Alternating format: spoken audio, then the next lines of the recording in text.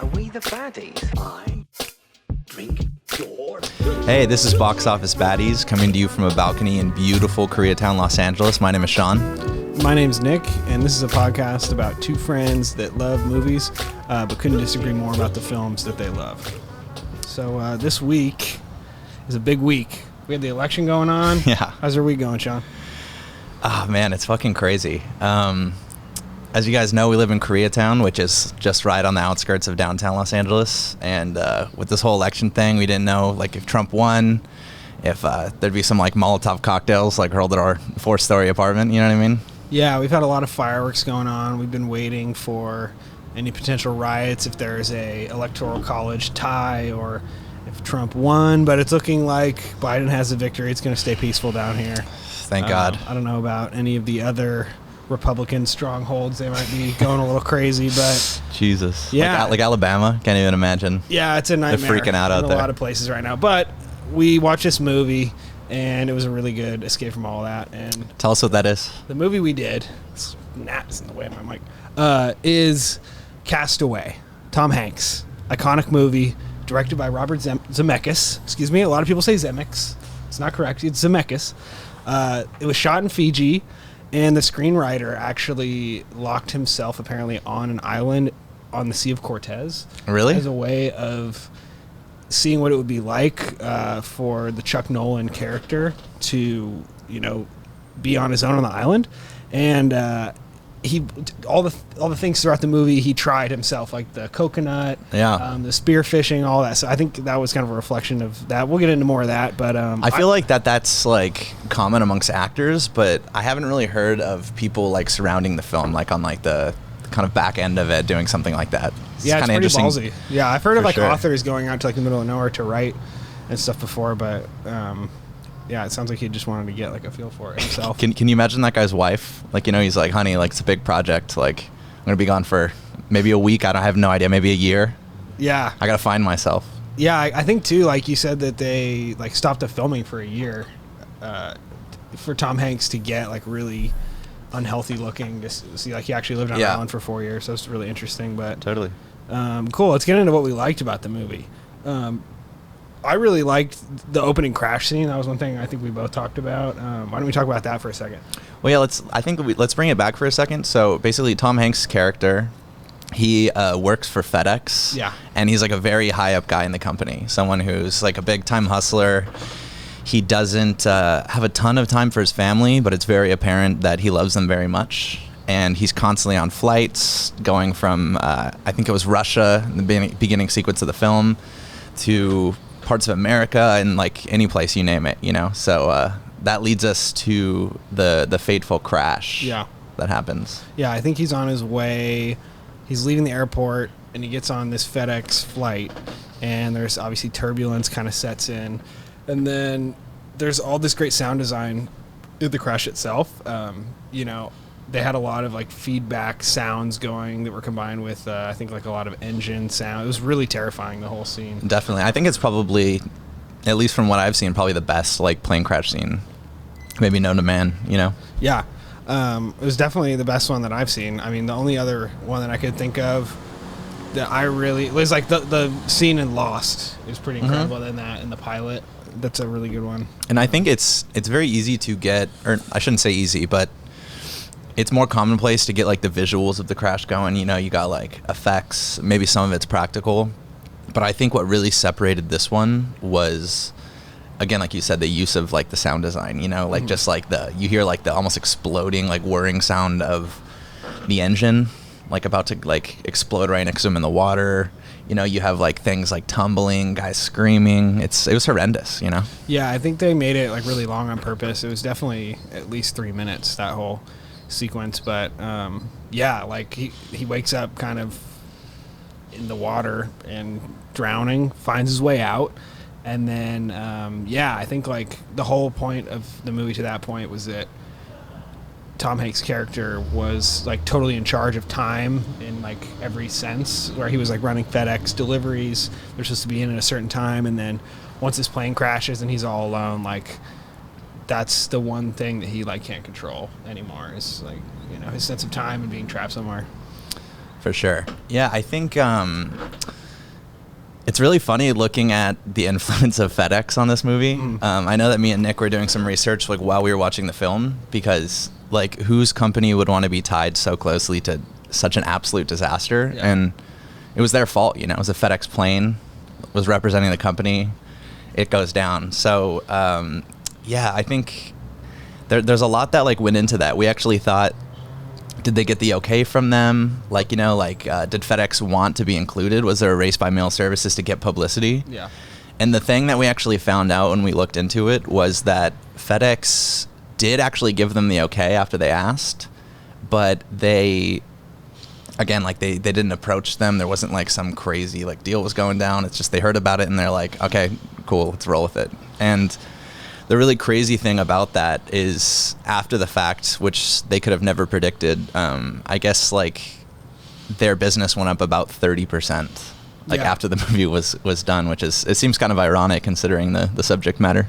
Yeah, I think that they, to that point, didn't have any crashes of their planes, but I guess after that, they had 2 or 3, like, in the few years following that movie. So little foreshadowing? I don't think they would have gone for that, you know, if there had been any crashes, but I think they saw it as, you know, win-win. I think a lot of the movie, they were kind of, like, making fun of how slow USPS is, so I think they were kind of aware that they were, like, writing in, kind of pumping up FedEx, while they were also kind of showing how they killed a bunch of people.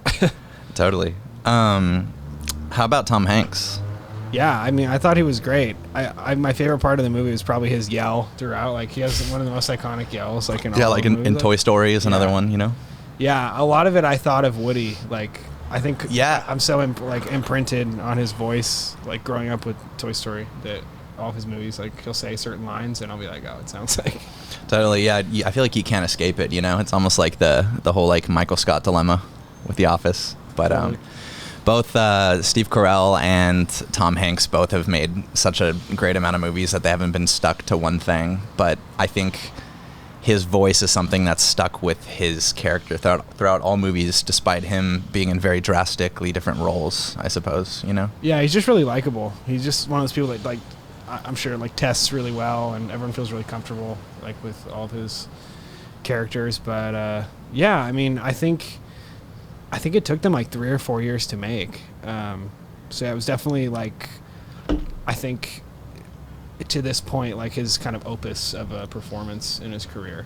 Totally. And I think after seeing him, you know, like, I wouldn't say he's even close to, like, a favorite actor of mine, but one thing I do appreciate about, I guess, any actor in general is their ability to really dive into a role, you know, like, really immerse themselves in it. And I think the movie all around was, like, definitely really solid in a bunch of different ways. It wasn't just the acting, but I think Tom Hanks' performance was really at the helm of it, because you really got to think, right? Like, this plane comes down, it crashes, he gets to the island, and then another thing we thought was, is there going to be a flashback, you know, which is an easy cop-out. He's on the island, maybe it's getting boring with him doing menial tasks, but there was not any cutbacks. It was when he was on the island, you were alone with the actor, alone with the character, and you were forced to just be on the island and kind of sit with that for a while. And I think that because of his performance being so good, I think it kind of saved what could have been a disaster. Like, you know, like, really think, like, someone be loving a volleyball, someone like just like trying to hopelessly like bust coconuts and just yell and like talk to himself. It's like that just doesn't that sound like it could be so bad, like, potentially like a real dud. Yeah, I mean, with the wrong person and the wrong performance, it definitely could have been, like, way too long and drawn out, but I think it was just really well done. What were, like, some of your favorite moments while he was on the island? I think probably, I don't know, I really enjoyed, like, his, like, progress of him getting better, you know? Like, there's the cut scene of him, or not cut scene, but there's, like, a cut to, like, 4 years later of him with, like, a full-on beard and, like, a crazy tan. Right. And I think, like, just his willingness to just go the extra mile to, like, take away things like pain, you know, like, him, like, hitting his tooth out with, like, that fucking ice skate was brutal to watch. Yeah, that was crazy. His willing to, like, find water fire. Like, I think it was interesting that such a, like, commercial man that had, like, no tie to any sort of, like, wilderness experience could survive something like that and actually make do, you know? What about you? What other moments did you like? I liked in the very beginning of when he got on the island, like he basically just wakes up kind of on the sand and there's nothing there. Yeah. And then he is like walking down the beach and like for all we know, like he could be in a dream and it's like he's kind of just living in his own dream and we're inside of his mind, but then he like finds a FedEx package in the sand. Totally. It was like a moment of, you know, like showing him and the viewer that like what was happening was actually real. Yeah, I think I agree with that 100%. And there was also that, I think it was the same moment you're talking about where it's like kind of like this wide shot of the beach and you see like, it's like a juxtaposition of like the trees in the back, him kind of in the middle laying in the sand, like a FedEx box like washing up, and then his raft. And like, I think what really struck me is the juxtaposition of all those things kind of made me think like, I guess the battle between like the commercial world and like the natural world, you know, it's like these two things are meeting really ironically, they don't fit together. And like, how is a man that has been using the commercial world as his well-being, like how is he going to survive and like make do with something like that, you know? Yeah. I've liked a lot of the scenes on the island, and I think one of my favorite scenes in the movie too is when he was trying to escape that first time when he built that crazy raft, like just the desperation when he's trying to get over those waves.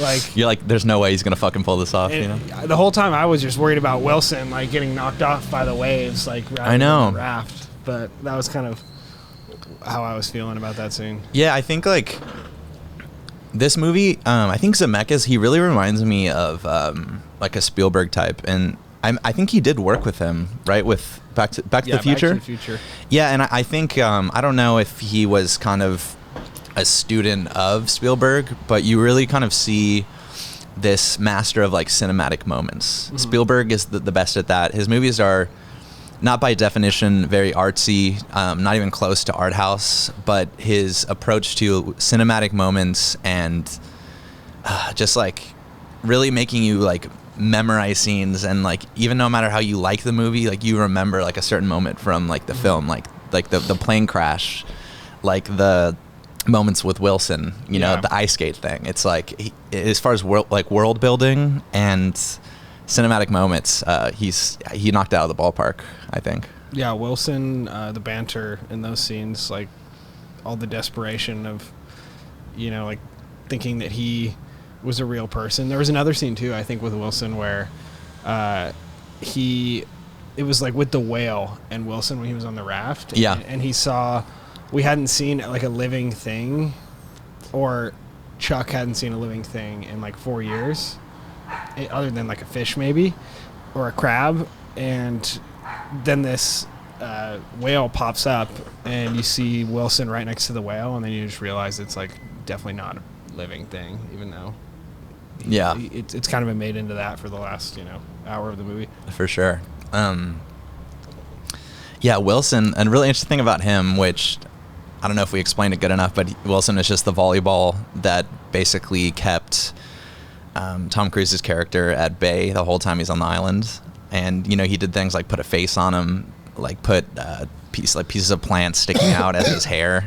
And yeah, one of the crazy things, right, is you kind of notice that Wilson is an extension of himself because he has no one to talk to. So the idea that he's talking to an inanimate object kind of shows you that it's just a reflection of him, how he's doing on the island.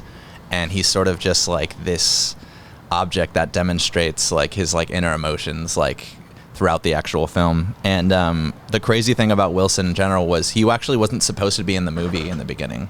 What he originally was supposed to be was actually just good character and bad character. So Hanks's character was supposed to sort of be talking just to himself, and it was supposed to be like the angry, like depressed, dark side of himself, and like the normal part of himself that wants to escape. And so I think the director was like, let's just create an object that he talks to. So I don't know why he would do that, but maybe it would seem a little less like cheesy in a way. Or what do you think? Yeah, I think it was about like the mind games of being in isolation. I think it like added something to have someone that was there that was accompanying him or keeping him company, but it's like you're like, if the tree falls in the forest, does it happen? Like, is Wilson real or not? Like, if Chuck thinks he's real, like, then he is. True. You know, I think it's kind of like playing with that, you know, kind of like, what's the word? Like when you're in the desert, walking down. Like an oasis or something? Or no, or? like, it's not like an illusion, but it's like a mirage. Mirage, gotcha. Yeah. So you're saying like Wilson's essentially like a mirage, but as like an object of his consciousness or something. Yeah, kind of like that. In there. Yeah. It got really heavy in the end, like with the noose scene where he talks about, like, you know, kind of towards the end where he's talking about the hardest thing was that he wasn't in control with anything, and he tried to kill himself, and he couldn't even kill himself the right way. That I know. Was so dark. Yeah, it's crazy. That's something that was actually a deleted scene in the movie we looked up. Originally, there was supposed to be a scene where you see him walk up to sort of the top of the mountain where there's the huge view, and you see him carrying a noose up to a spot to kill himself. But again, the director decided. Well, they put some of it in there. They put the noose in it and stuff, right? They did, but there was supposed to be a scene of him carrying it, like he was going to do the act, and then he couldn't even do it. Mm-hmm. But it was supposed to be like more showed, and I think I like the idea of not having that because it makes it more powerful, like later towards like the conclusion of the film. Like he survived it, we don't need it. But what they did show is they did see him when he needed a last bit of rope to build his boat to get off the island. You see him kind of like drag this like dummy he made with like a noose, and he's kind of looking at it in like disbelief, like fuck, like I almost did that, you know? Yeah. What did you think of when he was on the raft? Like, what did you think the whale meant? Like, what was the purpose of that? It was I think it's like open interpretation. I don't know. I know that the whale did kind of like blow up water, and wasn't it one of the things that like brought his attention towards the boat? Yeah, you know? That was in the end. It did, but it was kind of just like waking him up with water from the blowhole. It's a fun word. Yeah, blowhole. But yeah, it was. For me, I thought it was about like reminding him that there's like still life and things that are alive outside of him, even though he feels like he's totally dead. But it was. I think it was a little bit of like, you know, foreshadowing type of energy where it was like, it's gonna be okay, something like that. But I think like when I was doing a little bit of research on the movie, one of the number one questions about the film is like, what does the whale mean? So I think it's kind of meant to be in there. So you're like, yeah, what does that mean? You know, I think it's. What did you think personally about the cinematography? Did you think it was super artistic? Did you think that the island sort of spoke for itself and that's the way they shot it, or do you think it's maybe a little bit of both? What are your thoughts on like how it looked? I liked it. I mean, I thought it was just really very like realist, but also like very hi-fi and like, big budget. Totally. You know, like it goes from being like these huge multicam shots of like the crashes and stuff to, you know, on the island in parts like it's just like a handheld camera kind of like filming a guy do primitive you know, tasks like making fire and getting water off of leaves and all that stuff. Yeah, like, for sure. I liked how they kind of put those two things up against each other, like the simplicity and the really high budget stuff. What about you? Yeah, I think to me, like, I think I'll just kind of leave it at that. I think you said it best. Just to kind of jump back to the sound design for a second, I just remembered that 90% of the actual like sound in the movie was created in post. So in anything you see or anything you hear, from like the sound of the waves crashing to like his fire in the background, all these things. I guess like in Fiji is where they filmed it. I guess it was so loud from the crashing of the ocean that it like screwed up sort of like the sound that they wanted. They didn't want to have to go later in post, like turn that down, and like anyone knows who records, it's like an absolute nightmare to have to go back and try to fix it when it's already screwed up, you know? So yeah, I think they won an Oscar for sound design on the movie as well. But why don't we talk about the ending? Sure. Like when he's back, he's been rescued from on the raft when he's almost dead, and he gets back and he's like being greeted by the guy who owns FedEx. They have this huge like welcome home party, and he's at the airport, and his wife that thinks he's been dead for 4 years kind of shows up with her husband. There's this awkward scene where she doesn't show up, and the husband comes and confronts him, but it's this whole thing where she had to move on, and it got really emotional, which is totally understandable, right? Yeah. from her perspective. Yeah. It's shitty for Tommy Boy, but Yeah, big time. But I thought it was really powerful because the guy, Chuck, is like even more lost in the end, like, than he was kind of in the beginning in a weird way. Yeah. Because like he's back where he wants to be, but he's experienced something that no one else can identify with. So like he's never the same, and because of that, he's, you know, kind of maybe he would have been better off if he would have just died on the island. Yeah. Rather than like be lost in civilization the rest of his life. I do think that I like the way that they did it in the sense that, you know, it could be a thing where it's like a man gets cast away to an island and it takes him going on an island to find out how much he cares about his loved ones. You know, like in a sense it was for how much he was overworking. Yeah. But in another sense, I don't really think that they portrayed it that way. Like you said at the end, it was still not great for him. And yeah, it would have been easy to resolve, but they went for kind of like an artistic ending. You know me, I love a good like artsy, depressing ending. Yeah. Like when everything like ends really good for the characters, like it makes me a little bit pissed off. If I'm being honest with you, I don't like that shit. I thought it was probably the best ending you could have done because it resolved in a way that a movie that's that big and that like mass produced has to resolve, but it also had like no resolve at the same time because he's just driving off, you know, in that classic drive away scene of like, oh, sad, happy. That's kind of corny, but it has like this, you know, like context to it. It's really heavy and sad, but yeah, I thought it was just going to be like an easy wrap up and okay, he's back. Yay. The freighter saved him. Yay. Yeah, yay. But yeah, I mean, I really liked the way that they wrapped it up. It was a long movie, but sometimes movies that are that long bug me. But for this one, I felt, same with There Will Be Blood, it felt like it wasn't, you know, like it was necessary to go that long. Yeah, this is definitely one that I wouldn't even put like anywhere near the top of my list in terms of my favorite movie, but I will say that it is on one of the top of my list for movies that I remember distinctly watching when I was younger. Even when I didn't really get it, I didn't get the heady themes of it, I didn't understand like the immenseness of what was going on, but yeah, anything that really like sticks with you that way, not just like visually or whatever, like Star Wars Episode 1, you know, it's not like just the pod racer scene, but it sticks with you in its themes or like cinematic moments, you know, just like we said before, like Zemeckis is great at doing that, and same thing with Steven Spielberg as well. Yeah, I mean, I think overall I really liked the movie. I think this is one of those movies that is hard to deny, whether you're into really hip movies or you're so into like kind of more Sean's vibe or mine where I'm into kind of just the more mainstream films. So I think anyone, you know, it's a classic. I think anyone likes it. Yeah, 100%. I think that the funny thing about it is, you know, like the whole part of the podcast is for you to give me an entertaining movie that's just like big budget, and me to just be like, fuck you, this sucks ass. Yeah. And it's you to be like, all right, you pretentious asshole, like what was this artsy like ridiculous thing you made me watch, you know? But yeah.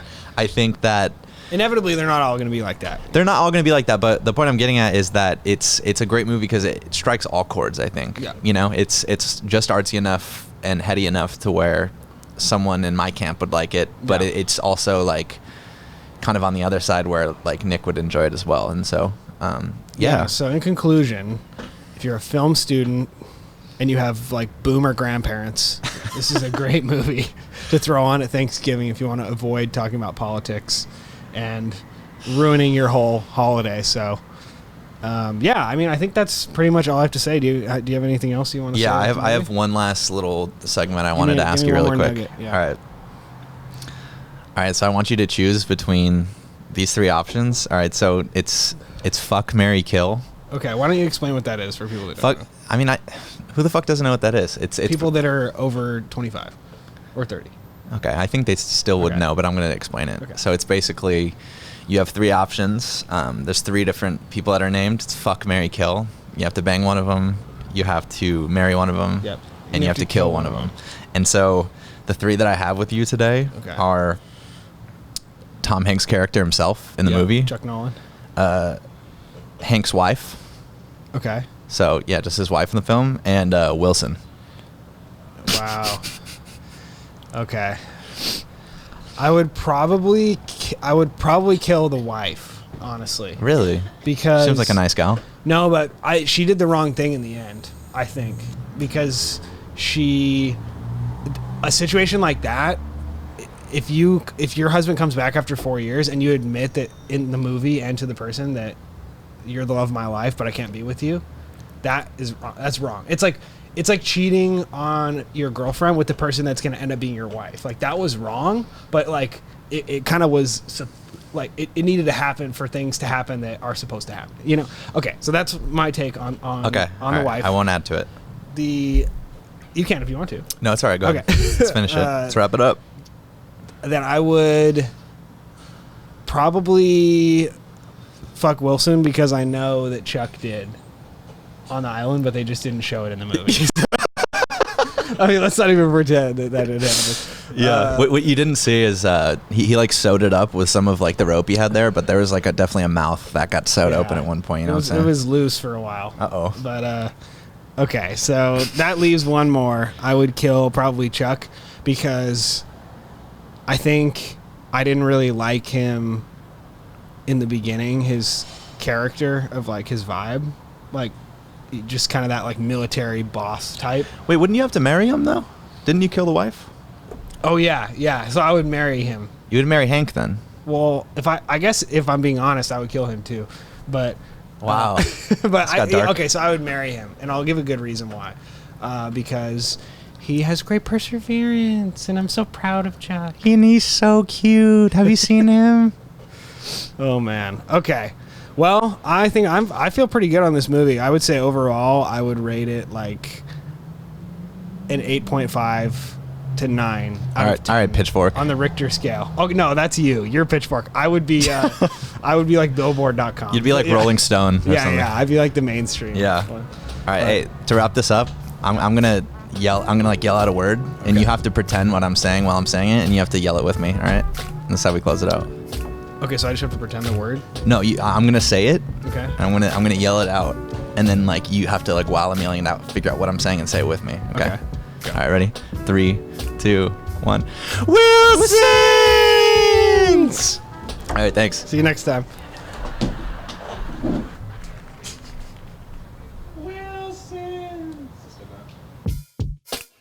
Are we the baddies? I drink your